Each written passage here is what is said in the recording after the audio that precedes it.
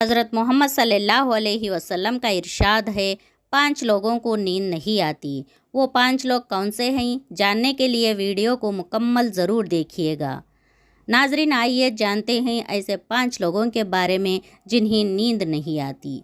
1، جو کسی کے قتل کا ارادہ کرتا ہو۔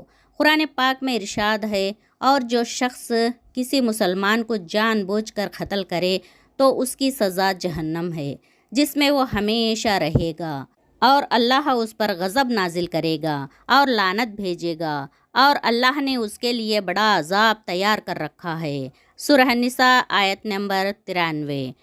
اسی وجہ سے ہم نے بنی اسرائیل کو یہ پیغام لکھ دیا تھا کہ جو کوئی کسی کو قتل کرے، جبکہ یہ قتل نہ کسی اور جان کا بدلہ لینے کے لیے ہو اور نہ کسی کے زمین میں فساد پھیلانے کی وجہ سے ہو، ایسا ہے جیسے اس نے تمام انسانوں کو قتل کر دیا۔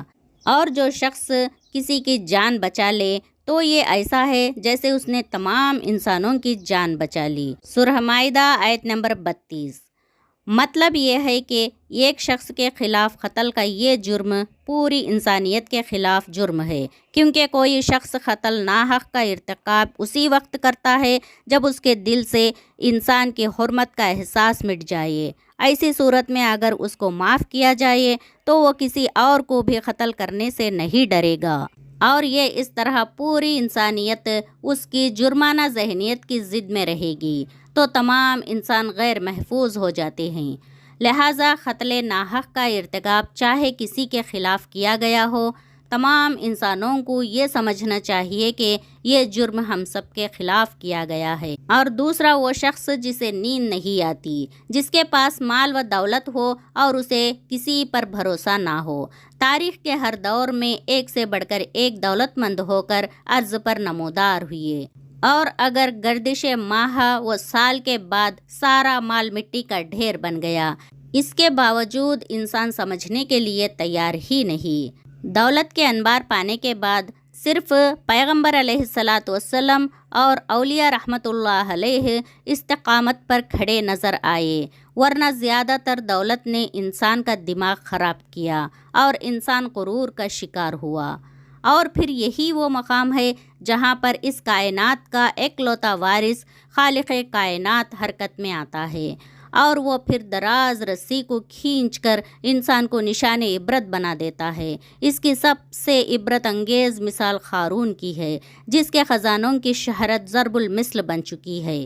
تیسرا، وہ شخص جس نے لوگوں سے بہت سی جھوٹی باتیں کہی ہو اور لوگوں پر جھوٹے الزام لگائے ہو۔ حدیث شریف میں ہے کہ جھوٹے گواہ کے قدم ہٹنے بھی نہ پائیں گے، اللہ تعالیٰ اس کے لیے جہنم واجب کر دے گا۔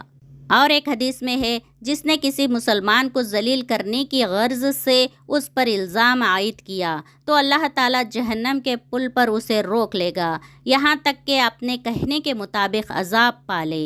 ایک اور حدیث میں ہے، جو کسی مسلمان پر ایسی چیز کا الزام لگائے جس کے بارے میں وہ خود بھی جانتا نہ ہو تو اللہ تعالیٰ اسے جہنمیوں کے خون اور پیپ جمع ہونے کے مقام میں اس وقت تک رکھے گا جب تک کہ اپنے الزام کے مطابق عذاب نہ پالے۔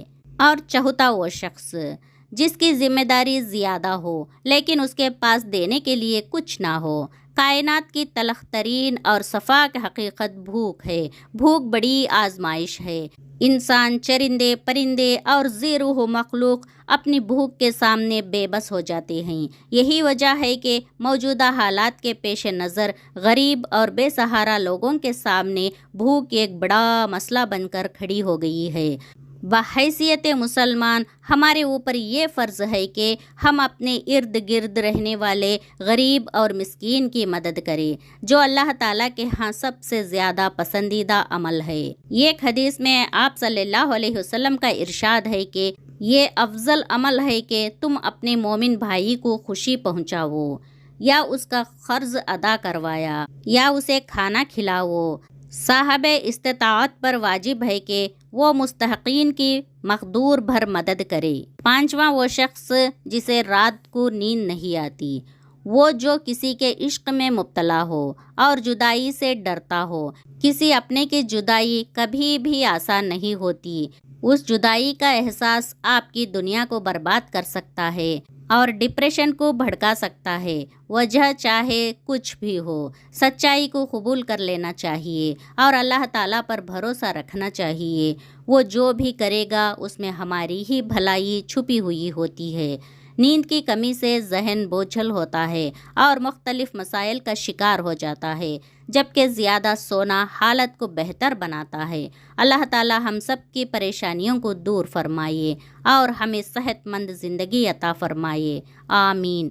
नाजरीन, कमेंट बॉक्स में आमीन ज़रूर लिखें।